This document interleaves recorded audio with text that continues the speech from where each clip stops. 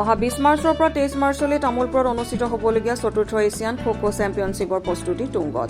অহা 20 মাৰ্চৰ পৰা 23 মাৰ্চলৈ তামোলপুৰ উচ্চতৰ মাধ্যমিক বিদ্যালয়ৰ খেলপথাৰত ভাৰতীয় খো-খো ফেডাৰেশ্যনৰ আহ্বানত অসম খো-খো সন্থাৰ উদ্যোগত আৰু তামোলপুৰ জিলা ক্ৰীড়া সন্থাৰ আতিথ্যত চতুৰ্থ এছিয়ান খো-খো প্ৰতিযোগিতা অনুষ্ঠিত হ'ব। উক্ত আন্তঃৰাষ্ট্ৰীয় পৰ্যায়ৰ খো-খো চেম্পিয়নশ্বিপ প্ৰতিযোগিতাখনক লৈ তামোলপুৰবাসীৰ মাজত যথেষ্ট উৎসাহ উদ্দীপনা দেখা গৈছে। বিটিআৰৰ মুখ্য কাৰ্যবাহী প্ৰমোদ বড়োৰ নেতৃত্বত তামোলপুৰবাসীয়ে প্ৰতিযোগিতাখন সুন্দৰভাৱে পৰিচালনা কৰাৰ কাৰণে ইতিমধ্যে প্ৰায় 200 স্বেচ্ছাসেৱকে দিনে নিশাই কামত অগ্ৰসৰ হৈছে। এছিয়ান খো-খো চেম্পিয়নশ্বিপৰ বাবে খেলপথাৰকে ধৰি বিভিন্ন দিশৰ আন্তঃগাঁথনিৰ কাম ইতিমধ্যে প্ৰায় 95% কাম সম্পূৰ্ণ হৈছে আৰু বাকীখিনি কাইলৈৰ ভিতৰতে সমাপ্ত হ'ব বুলি জনালে অসম খো-খো সন্থাৰ কাৰ্যকৰী সভাপতি ৰাজেশ বড়োৱে। তেওঁ সংবাদ মাধ্যমক জনোৱা মতে 10খন দেশৰ 320 জন খেলুৱৈ আৰু ভাৰতীয় আৰু এছিয়ান খো-খোৰ 150 গৰাকী বিষয়ববীয়ে অংশগ্ৰহণ কৰিব।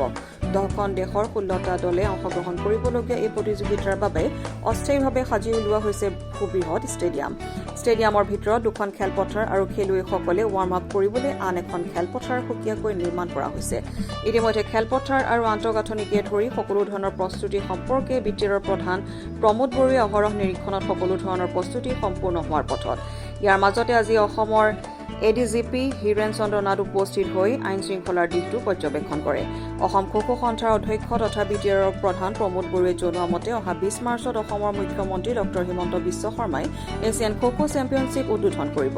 উদ্বোধনী অনুষ্ঠানত নেপাল আৰু ভূটানৰ ৰাষ্ট্ৰদূত দুগৰাকী, ভাৰতীয় সেনা বাহিনীৰ উত্তৰ পূব মাণ্ডলিকৰ কমাণ্ডাৰ ৰাণা প্ৰতাপ কলিতাৰ উপৰিও অসমৰ প্ৰাক্তন মুখ্য সচিব সঞ্জয় কৃষ্ণ আৰু বিটিআৰৰ বিভিন্ন বিভাগৰ কাৰ্যবাহী সদস্য আৰু পৰিষদসকল উপস্থিত থাকিব।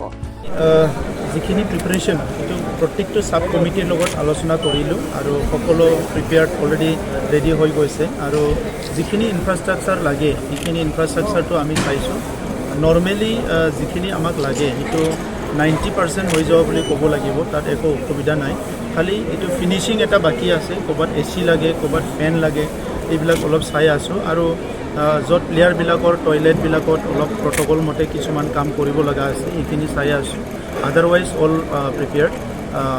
আমাৰ সকলো দিশৰ পৰা ইনফ্ৰাষ্ট্ৰাকচাৰ পইণ্ট অফ ভিউ আৰু আদাৰ ছাইড কি হোষ্ট পইণ্ট অফ ভিউ মানে খাদ্যৰ পৰা আদি কৰি চব আমি আজি চালোঁ যে চব ৰেডি হৈ গৈছে। গতিকে 4th এছিয়ান খো-খো অসমৰ গ্ৰাম্য অঞ্চলত তামোলপুৰত হ'বলৈ গৈ আছে।